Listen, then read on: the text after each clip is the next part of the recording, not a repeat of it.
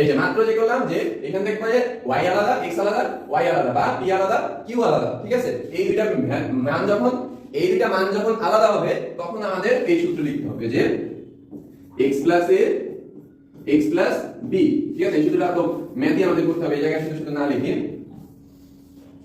যেহেতু আমরা ধরি, ফার্স্টে লিখব আমরা ধরি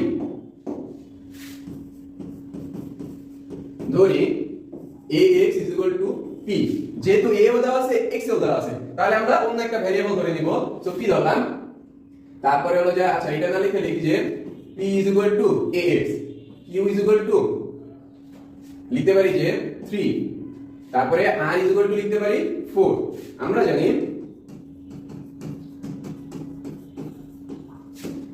জানি কি জানি যে x a into x plus b is equal to x square plus a plus b into x plus ab, ঠিক আছে? এটা আমরা জানি।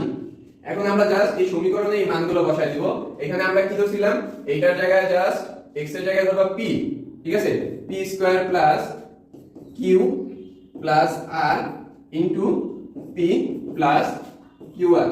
তোমরা কিন্তু আবার এই দুই লাইন লিখতে চাই না, তোমাদের বোঝার সুবিধার্থে আমি এই সূত্রটা লিখছি। তোমরা এখানে লিখবা যে p plus q p plus r, ঠিক আছে? তোমাদের বোঝার সুবিধার্থে আমি এই সূত্রটা লিখে দিয়েছি, কিন্তু তোমরা যেহেতু এখানে p ধরছো q ধরছো r ধরছো, সো তোমাদেরকে এই সূত্রটা লিখতে হবে, ঠিক আছে? তোমাদেরকে এই সূত্রটা লিখতে হবে।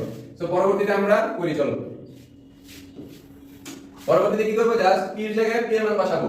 p এর মান কত, ax এর উপর স্কয়ার প্লাস ab মানে p plus q, q plus r আছে, তাহলে q এর মান কত 3 প্লাস r এর মান কত 4 ইনটু p, p কত ax প্লাস qr, qr মানে কি যে 3 ইনটু 4, 3 ইনটু 4, তাহলে কি লিখবো a square x square plus 4 আর 3 কত 7ax, সরি 7ax প্লাস 3 4 কত 12। এইটাই আমাদের কাঙ্ক্ষিত অ্যানসার। সো আমরা কি দেখলাম এতক্ষণ যে a স্কয়ার